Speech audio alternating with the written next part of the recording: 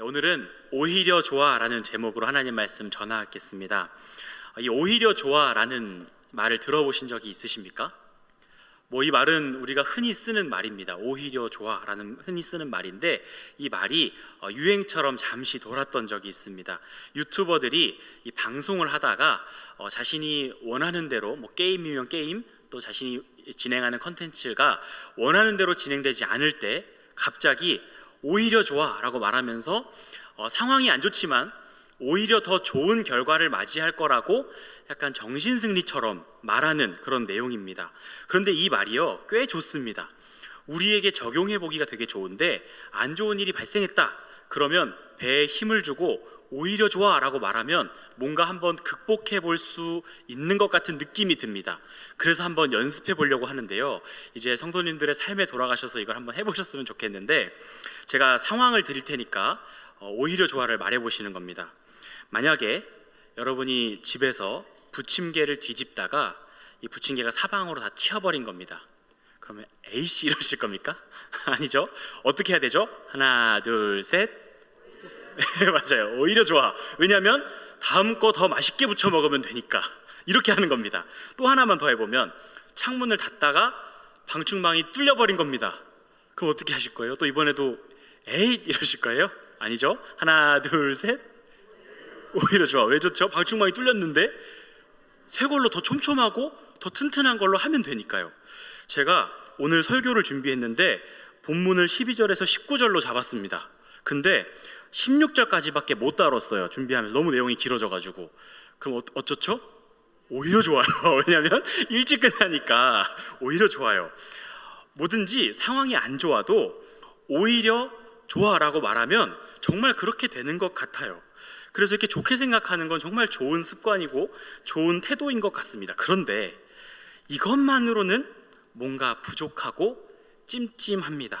그리고 뭔가 좀 불편합니다. 왜냐하면 나쁜 상황이 정말 발생했을 때, 그냥 일상을 살아가면서 좀 원치 않는 상황, 마음에 들지 않는 상황이 발생했을 때 그냥 긍정적으로 좋게 생각하고 넘어가는 건 너무 좋은 거지만, 정말로 상황이 나쁠 때, 정말로 어렵고 힘이 들 때 그냥 좋다고 생각하자, 그냥 그렇다고 치자라고 생각하는 것만으로는, 말 그대로 그냥 정신 승리하는 것만으로는 만족이 안 된다는 거죠.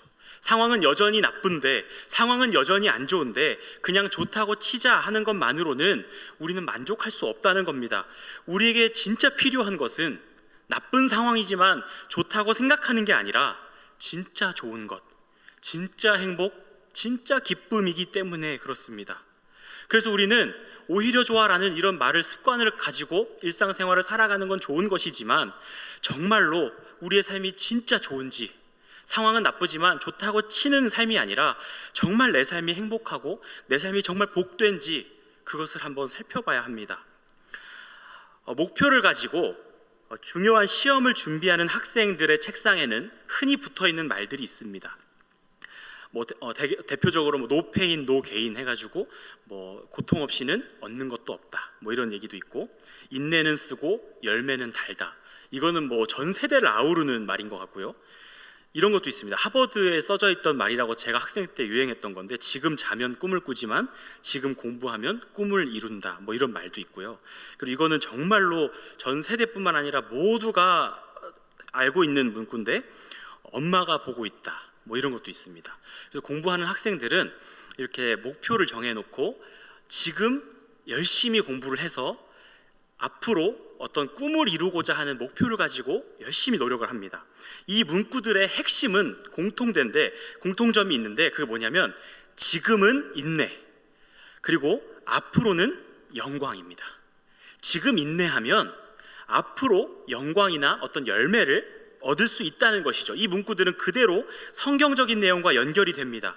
지금의 고난을 인내로 견디면 장차 영광을 받을 것이다 라는 성경 말씀을 우리는 익히 잘 알고 있습니다. 그래서 우리는 오늘도 고난에 대한 인내를 요구받습니다. 그리스도인이라면 누구나 교회를 조금이라도 열심히 다니거나 진지하게 예수님에 대해 생각한다면 고난에 대해서 무작정 피하기만 해서는 안 된다는 걸 알고 있고, 그냥 평탄하게만 사는 것이 꽤 불편하게 느껴지실 겁니다. 우리가 믿음을 가질 때 되게 중요한 것 중에 하나가 그리스도인들에게 고난은 아주 예외적이고 특별한 것이 아니라 아주 일상적인 일이라는 사실을 성경을 통해 계속 배우기 때문에 그리스도인과 고난은 뗄 수가 없습니다. 그런데 아주 심대한 문제가 하나 있다면 그것은 바로 우리 삶에 고난이 없다는 것입니다. 여러분, 고난 당하고 계십니까? 일단 저는 고난 당하고 있지 않습니다. 혹시 이번 주에 예수님 믿다가 감옥 갔다 오신 분 계십니까? 이번 주에 출소하신 분 계시면 제가 두부를 사드리겠습니다. 예수님 믿다가 감옥에 가신 거여야 돼요. 예수님 믿다가 호적에서 파여 보신 분이 계십니까? 예수님 믿다 매 맞고 강제 출국당하고 예수님 믿다가 가족을 잃고 지금 우리 교회 그런 분 안 계시죠? 이 시대가 고난을 받는 시대가 아닙니다. 이렇게 고난을 받지 않는 시대가 역사적으로 한 번도 없었고, 지금 우리가 살고 있는 이 근래 한 50년 정도, 길게 잡으면 한 70년 정도만 고난이 없었습니다. 그것도 지금 우리나라를 비롯한 몇몇 선진국들에만 해당되는 이야기입니다. 그리고 나머지 모든 나라와 모든 역사 속에서는 항상 그리스도인들은 고난을 받았습니다. 그것도 극심한 고난을 받았습니다. 그러다 보니 그리스도인들이 고난을 받아야 되는데 고난이 없으니 당황스러움이 생겼습니다. 고난받지 않는 그리스도인이라는 문제가 생기면서 어떻게 하면 우리가 이 문제를 잘 이해하고 해결할 수 있을까 하는 고민이 생겼습니다. 불교에서도 인생은 고생이고 고통이라고 말하는데, 인생은 그렇게 원래 힘든 건데, 이 교회를 다니는 사람들, 특히 이 예수님을 제대로 믿는 사람들이 고난을 받는 것이, 이것이 그냥 불교인이든 다른 종교인이든 그냥 일반 사람들 모두가 다 당하는 인생을 살면 무조건 겪을 수밖에 없는 고난이라면, 그것이 과연 믿음의 인내를 통해 그리스도 안에서 우리가 고난으로 받아들여야 될 고난일까 하는 의문이 생기는 겁니다. 그런데 우리가 이 고난을 받을 때 믿음으로 인내해야 된다는 말을 성경도 지지합니다. 오늘 말씀 12절에 보면, 사랑하는 자들아 너희를 연단하려고 오는 불시험을 이상한 일 당하는 것 같이 여기지 말고, 이렇게 말씀합니다. 불시험이 오는데 이상하게 여기지 말라는 겁니다. 그냥 시험도 아니고 불시험이 있다는 겁니다. 그 불시험이 찾아왔을 때 놀라거나 이해가 안 된다는 듯이 반응하지 말고 태연하게 올게 왔구나, 당연히 내가 이 시험을 받아야지라고 인내하고 견디라는 겁니다. 그리고 심지어 그것을 즐거워하라고 말씀하는 겁니다. 그런데 다시 한번 문제는 우리 삶에 그냥 시험도 많지 않은데 불시험이라고 할 만한 것들이 많이 없다는 겁니다. 저 진짜 힘든데요, 예수님 믿는 거 쉽지 않은데요 라고 말씀하실 수 있습니다. 근데 우리가 말할 수 있는 것들은 사실 정말 예수님 믿어서 힘든 게 아니라 그냥 삶이 원래 힘든 거라서 힘든 경우가 많습니다. 몸이 아픈 것도 그렇고, 우리가 어떤 경제적인 어려움을 겪는 것도 그렇고, 인간관계의 어려움을 겪는 것도 그렇고, 거의 모든 일들이 다 믿지 않는 사람들도 겪는 일입니다. 물론 우리는 그 어려움들을 믿음으로 이겨내려고 한다는 점은 정말 다르지만, 그렇지만 그 고난이 세상 사람들이 겪는 고난과 특별히 다를 게 없다는 겁니다. 아마 둘 중에 하나일 겁니다. 우리가 제대로 된 그리스도인이 아니라서 고난이 찾아오지 않는 것이거나, 아니면 고난에 대해 잘못 이해하고 있거나, 이 둘 중에 하나일 겁니다. 전 둘 다 해당된다고 보는데, 먼저 우리가 참된 그리스도인이 아니라면, 우리가 좀 부족하고 좀 연약한 그리스도인이라면 아마 성경에서 말씀하시는 그리스도의 고난에 참여하기 어려울 겁니다. 우리에게 신앙이 없다면 그 고난에 참여하는 것은 불가능합니다. 이럴 때 해결책은 명확합니다. 우리가 참된 그리스도인이 되기를 소망하고 기도하는 겁니다. 그런데 우리가 진짜 참된 그리스도인이라면, 좀 부족하고 연약하지만 완벽한 사람이 없잖아요. 좀 부족하고 연약하고 내가 누구 앞에서 난 진짜 그리스도인이야라고 말하기는 좀 민망하지만, 이렇게 생각해보고 저렇게 생각해봐도 내가 그리스도인이 아니라고 하기에는 너무 무리가 있다고 생각될 때, 거의 다 그렇잖아요. 우리 모두가 다 그리스도인이잖아요. 부족함 때문에 그리스도인이 아니라고 하기에는 너무 무리가 있고, 하나님은 은혜와 자비로 우리를 그리스도인으로 세워주시잖아요. 그렇다고 본다면 우리의 고난에 대한 이해를 한번 살펴봐야 합니다. 오늘은 바로 이 작업을 하려고 합니다. 우리가 고난을 어떻게 이해하고 있는지, 그것이 올바른지 한번 살펴보고 그 고난에 대한 올바른 이해를 가지고 우리가 이 세상을 살아갈 수 있기를 바랍니다. 오늘 말씀은 분명히 말씀합니다. 불시험이 있다. 그게 왔을 때 이상한 일 당하는 것처럼 반응하지 마라. 그리스도인들에게 불시험은 당연하다는 말씀입니다. 그리고 심지어 그 시험이 세상이나 사탄이 주는 게 아니라 하나님께서 우리를 연단하시려고 주시는 것이라고 말씀합니다. 우리가 받는 시험에 목적이 있다는 겁니다. 뒤이어 우리가 이미 알고 있기 때문에 예상되는 요구가 주어집니다. 바로 13절에 나오는데 13절 상반절 한번 보시면 오히려 너희가 그리스도의 고난에 참여하는 것으로 즐거워하라. 고난에 참여하는 것으로, 고난이 오면 즐거워하라고 말씀하고 있어요. 그 13절 하반절에 이렇게 말씀합니다. 이는 그의 영광을 나타내실 때에 너희로 즐거워하고 기뻐하게 하려 함이라. 우리가 받는 시험과 고난이 고통이 아니라 어느 때가 있는데 그 때가 되면 영광 중에 우리가 들어가게 될 것이기 때문에 지금 그 고난을 즐거워하라고 말씀하고 있는 겁니다. 우리에게 익숙한 이 지점에서 우리는 뭔가 고난에 대한 애착이 다시 한번 생깁니다. 아, 역시 고난은 받아야 되는 거구나. 고난은 그리스도인들에게 필수구나. 나에겐 어떤 고난이 찾아올까? 고난이 찾아오게 해달라고 기도하지는 않지만 뭔가 고생을 해야 될 것 같고, 뭔가 똑같은 일을 해도 막 땀을 흘리며 열심히 해야만 할 것 같고, 결과에 어떻든 힘써서 막 바쁘게 분주하게 움직여야 뭔가 한 것 같고 선한 것처럼 느껴집니다. 인생에 조금 어려움이 생겨서 고난이라고 부를 만한 일이 생기면 힘은 들지만 신앙적으로 뭔가 당당해집니다. 내가 믿음으로 이걸 잘 이겨내고 있는 것 같아서. 고난이 즐겁지는 않지만 너무 탄탄대로만 내가 걷는다면, 너무 그냥 슬렁슬렁 살고 있는 것 같다면 이런 생각을 합니다. 고생 한번 안 해봤다. 온실 속 화초다.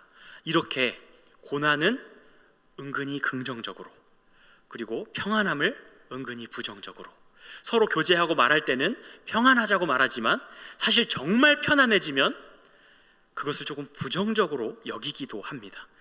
우리는 고생을 통해, 뭔가 우리가 힘들게 사는 것을 통해 우리의 신앙을 증명하려고 하는 경향이 생기고 있는 겁니다.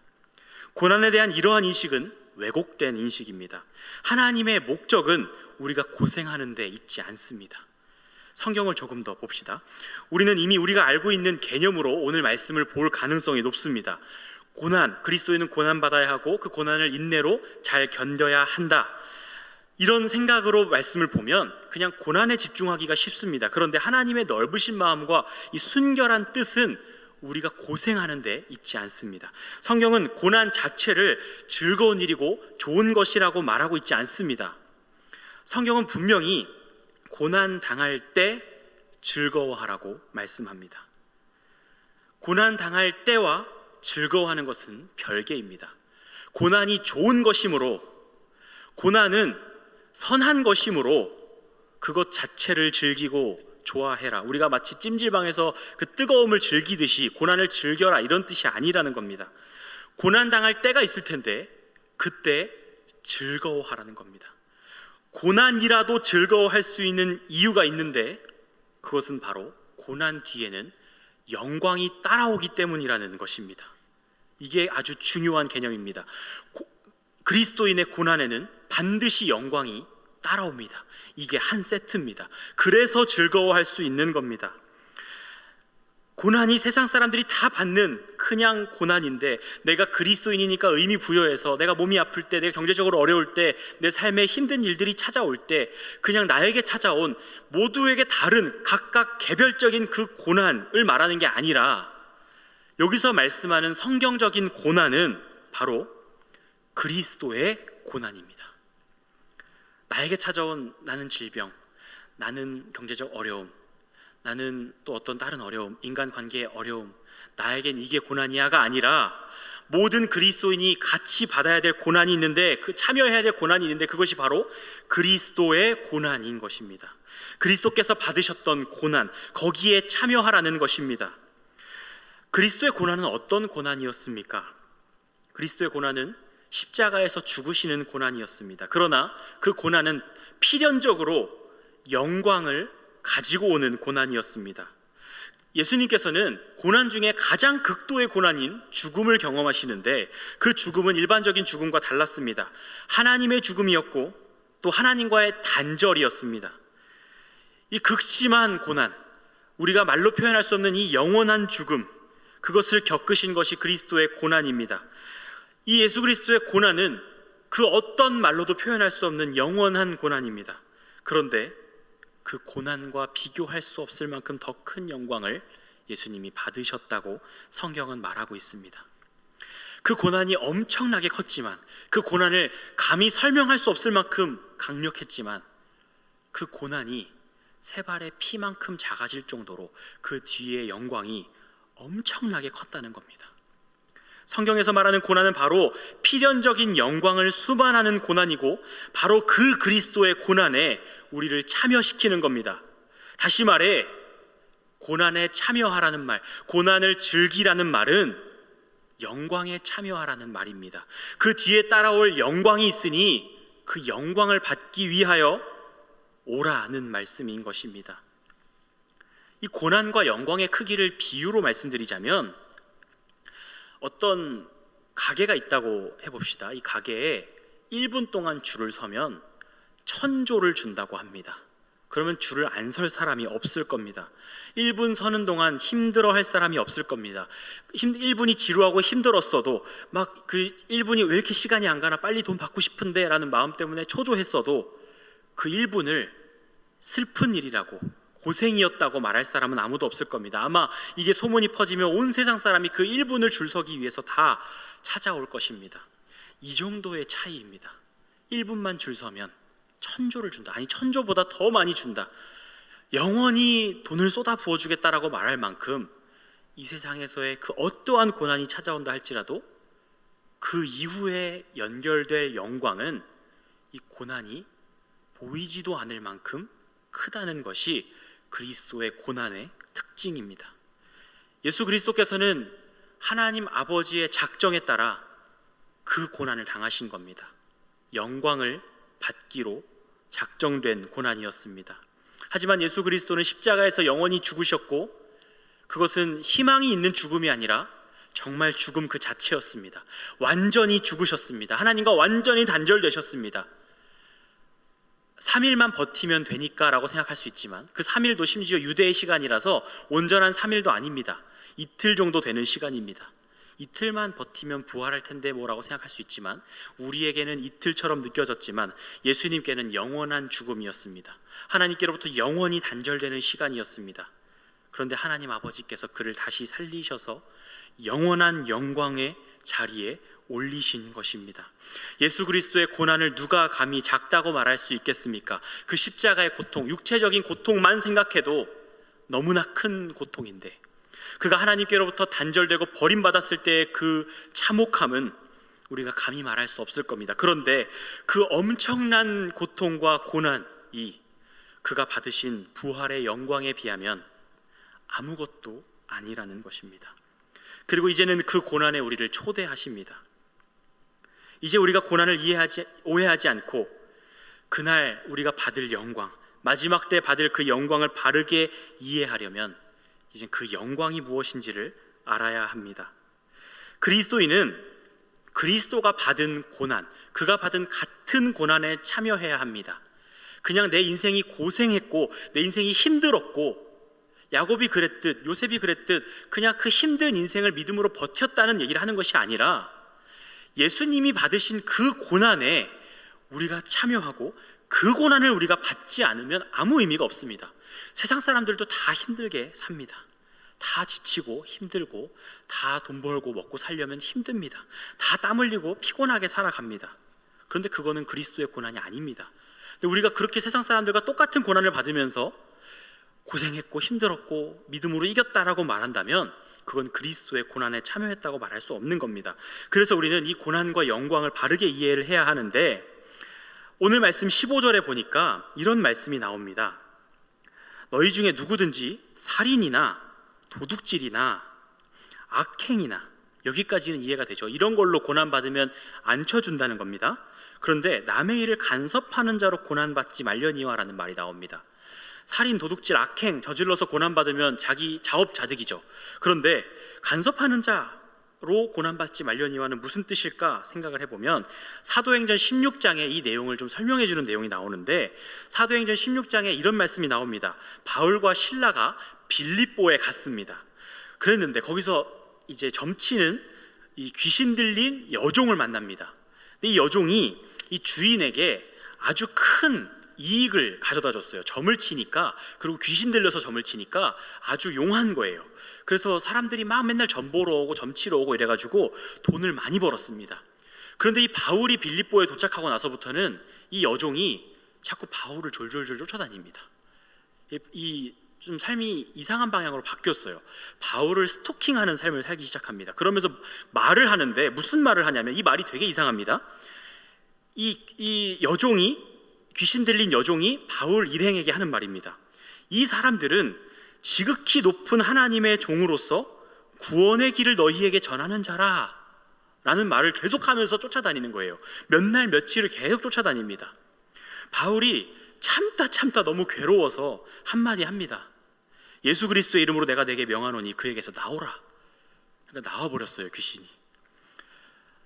이런 이야기가 지금 사도행전 16장에 나옵니다. 여기서 이상한 점들이 많아요.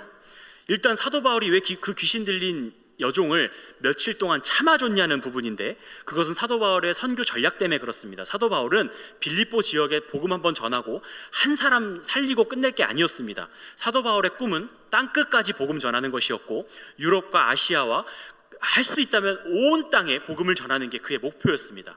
그래서 어떤 지역에 들어가면 그냥 닥치는 대로, 보이는 대로 다 치유하고 다 귀신 쫓고 다 복음 전하는 게 아니라, 들어가서 살피고 거기서 정착하고, 그리고 거기서 복음 전할 전략을 세워서 효과적으로 복음을 전했습니다. 그 전략을 세우고 있는데 지금 귀신 들린 여자가 계속 쫓아오는 겁니다. 딱 보니까 이 사람이 어떤 주인에게 돈을 벌어다 주는 거예요. 그래서 이거 그냥 괜히 치유해주면 그냥 괜히 이 지역에서 쫓겨나게 생겼고 미운털 박히게 생겨서 고민하고 전략을 짜고 있는 중이었습니다. 그런데 너무 쫓아오니까, 그리고 이런 말을 하니까, 이 사람은 지극히 높은 하나님의 종으로서 구원의 길을 너희에게 전하는 자라 라는 말을 하니까 괴로워서 쫓아낸 겁니다. 근데 생각해보면 이 말이 왜 괴로울까요? 맞는 말이잖아요. 이 사람은 지극히 높은 하나님의 종 맞잖아요. 그리고 구원의 길을 너희에게 전하는 자라 맞잖아요. 오히려 진리를 선포하고 있잖아요, 귀신이. 근데 왜 사도 바울은 그렇게 괴로워했을까요? 그리고 참다 못해 도저히 못 참겠다 하고 귀신을 쫓아내버릴까요? 그것은 이 여종이 했던 말은 바로 사탄의 전략이기 때문에 그렇습니다. 바울이 빌립보 지역에서 열심히 전략을 짜고 선교를 하려고 하고 있는데 사탄도 전략을 짜고 다가옵니다. 그리고 그 전략은 바로 바울의 선교팀과 귀신들이 같은 부류라고 물타기를 하는 것이었습니다. 사람들 앞에서 그 선교팀을 쫓아다니면서 저들은 지극히 높은 하나님의 종이다, 저들은 구원의 길을 전한다 라고 말하면서 사람들로 하여금 저 바울과 일행이 저 점치는 귀신들과 같은 부류인가 보다, 그냥 마술사들인가 보다, 그냥 점치는 사람들인가 보다, 저기도 귀신 들린 사람 있나 보다, 이렇게 생각하게 만든 거예요. 그냥 어디 가면 타로집 쫙 줄지어 서 있듯이 그 타로집들 중 하나구나, 그냥 그렇게 한 팀이 또 방문했구나 라고 생각하게 만들어서 진리를 받아들이지 못하게 하고 있는 것이었습니다. 그래서 사도 바울은 그 사탄의 전략이 너무 괴로워서 빨리 그 귀신을 내쫓아 버린 겁니다. 사도 바울이 그 거짓 영을 내쫓았을 때 잘못된 이익을 취하던 이 종의 주인이 화가 났습니다. 그리고 바울을 고발하여 감옥에 가둬버립니다. 왜냐하면 그 주인이 바울을 자신의 삶에 간섭한 자로 여겼기 때문입니다. 바울은 지금 간섭한 자로 고난을 당했습니다. 그런데 오늘 베드로전서에서는 간섭하는 자로 고난받지 말라고 말씀합니다. 사도 바울이 잘못했나요? 사도 바울은 그냥 귀신 쫓았고 사도 바울은 복음 전하고 있었습니다. 그런데 이게 잘못됐다고 말하고 있는 겁니다. 좀 의아하죠. 잘 살고 있는 사람에게 돌을 던져서 그 사람의 일상을 깨트리는 것이 간섭하는 겁니다. 그런데 그렇게 하다가 고난당하지 말라는 겁니다. 이 말의 뜻은 거기서 멈추지 말라는 겁니다.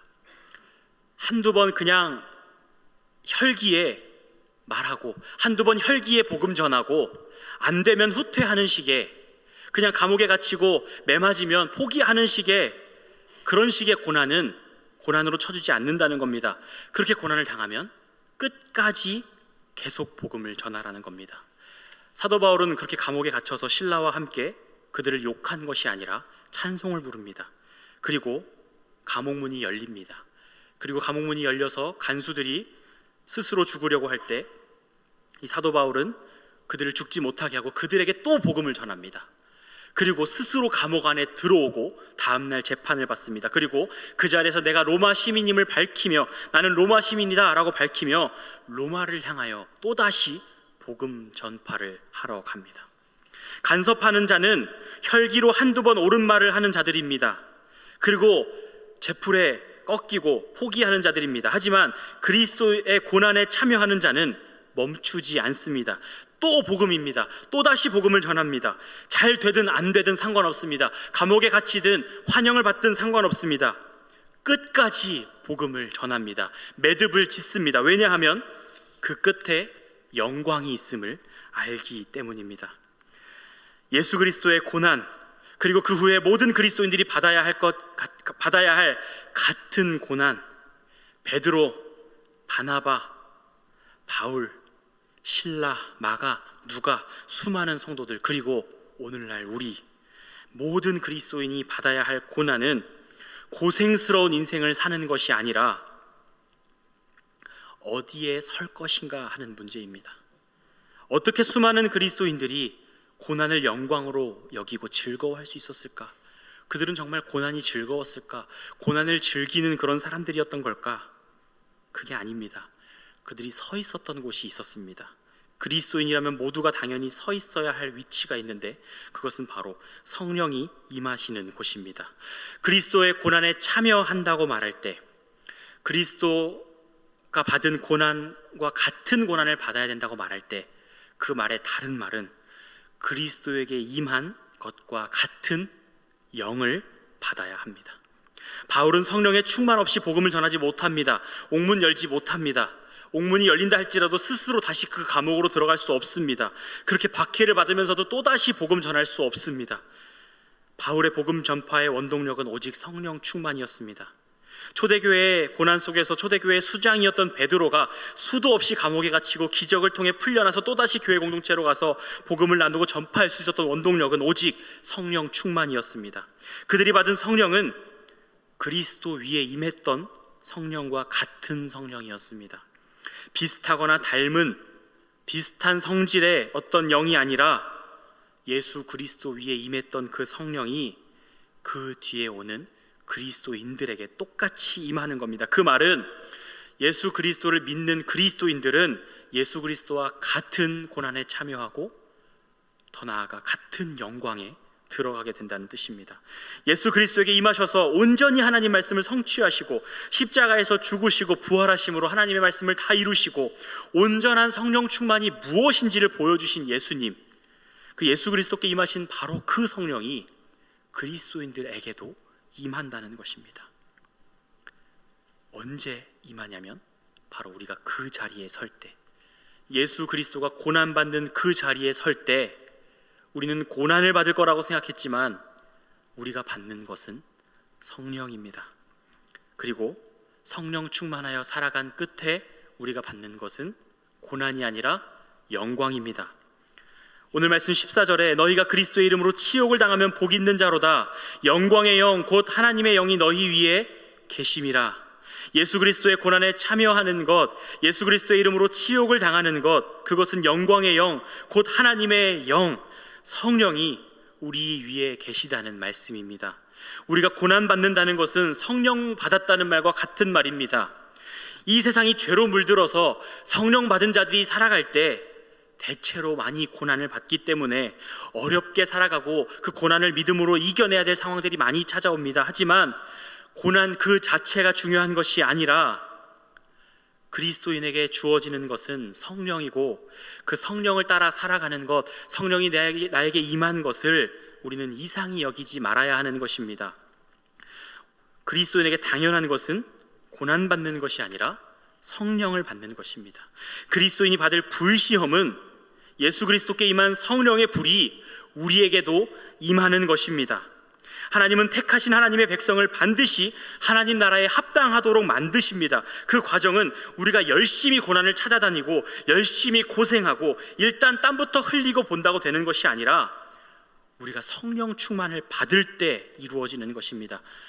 뭔가를 하려고 하기보다는 성령이 임하는 그 자리에 있으려고 하시기를 바랍니다.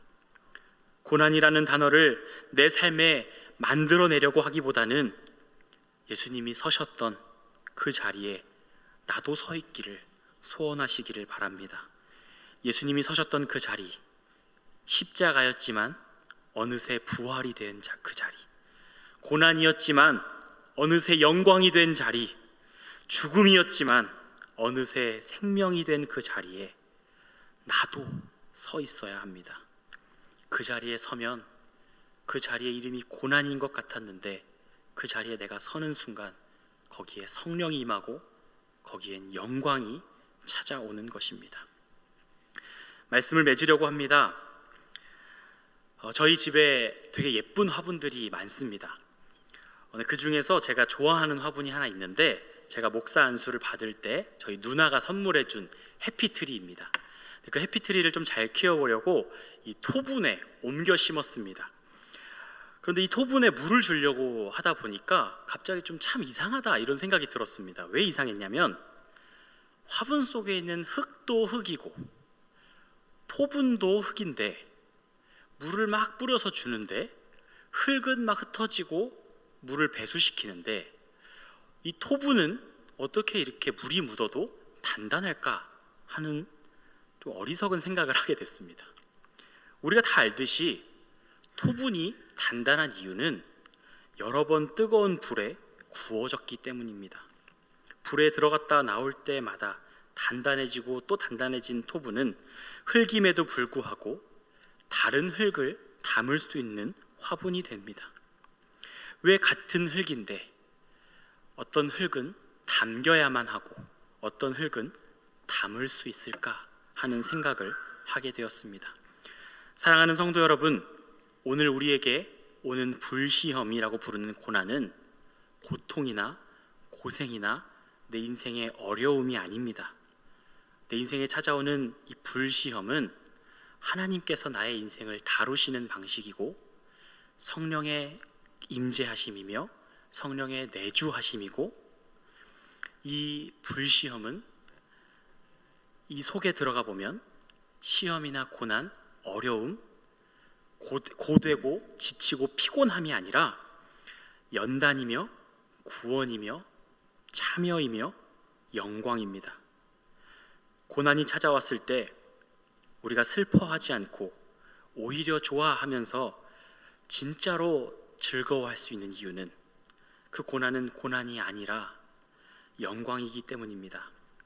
그리스도께서 서셨던 그 자리에 서서 고난이라도 기꺼이 즐거움으로 받으며 마침내 그 자리가 성령 충만과 영광의 자리가 되는 놀라움을 경험하시고 이제는 어디에 담기려고 하는 인생이 아니라 다른 누군가를 담아주고 품어주고 그렇게 그리스도께로 인도하는 그런 성령 충만한 영광스러운 모든 인생이 되시기를 예수님의 이름으로 축복합니다.